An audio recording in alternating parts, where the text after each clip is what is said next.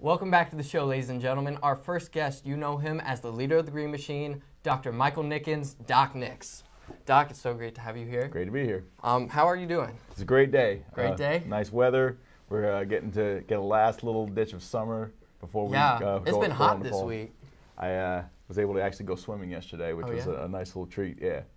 You are truly a doctor of music. You got your bachelor degree from the Manhattan School of Music. That's right. Master's from Yale. That's impressive. I enjoyed it. And your doctorate from the University of Michigan. So what inspired you to really pursue your career in music, and what were some specific musicians that really stuck out to you? You know, mainly my teachers coming up were the most inspiration. My band directors, my choral directors, my orchestral directors, and my private teachers. It's just having people who were at the forefront of mentoring in my life, but also they were all strong performers and professional performers in their own right, so able to give that demonstration of how to put a career together, how to work hard and achieve at a very high level, but then also, like I said, the mentoring of being able to connect with young people and get the most out of them for their own benefit. So the personal connection really showed you, hey, this is something I can actually do. Absolutely. That's awesome.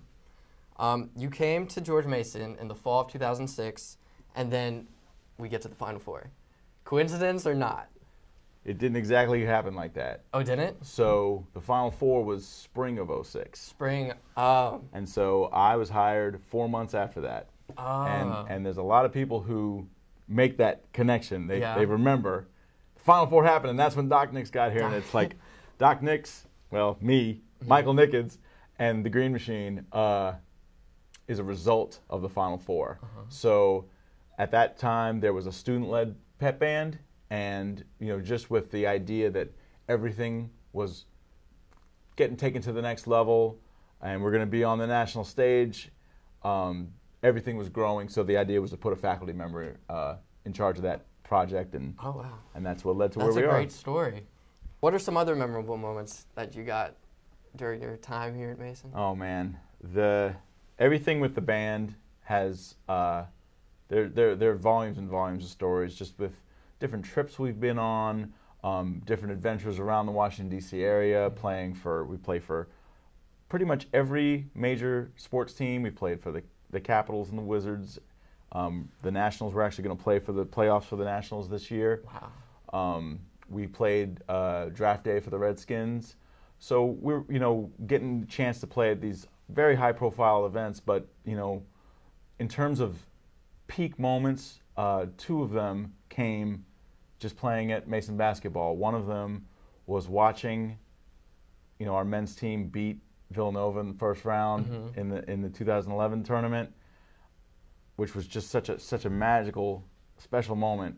And then the best moment here on campus was Sherrod Wright hitting a buzzer beater three-pointer to beat VCU, and the celebratory explosion that just came from the entire building after that.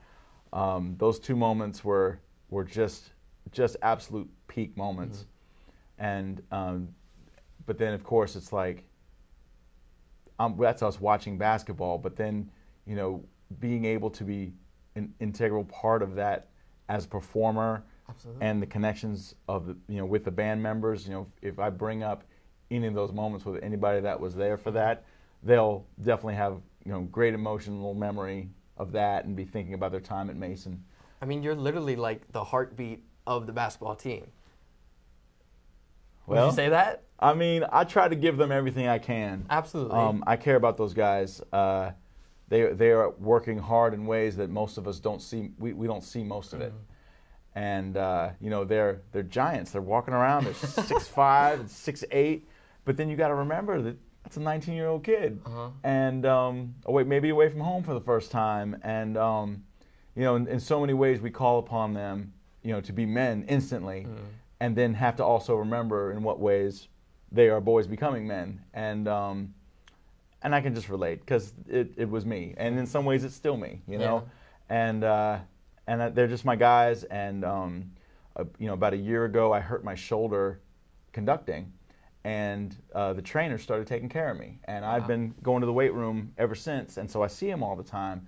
And we get to talk to him. We get to talking in different ways about different things. And so, I like to think of myself, I'm not their dad, and I'm not their coach, and we're family, but we're not. And I just get to be there for them, hopefully in some way that only I can do. And then that obviously bleeds onto the court, because once we have that personal connection, we know we're all there to try to achieve the greatest thing we've ever achieved in that moment. And if it doesn't happen in that moment, then we're going to try to do it in the next moment. And so I just hope that I help, hold it together in the way that I can do,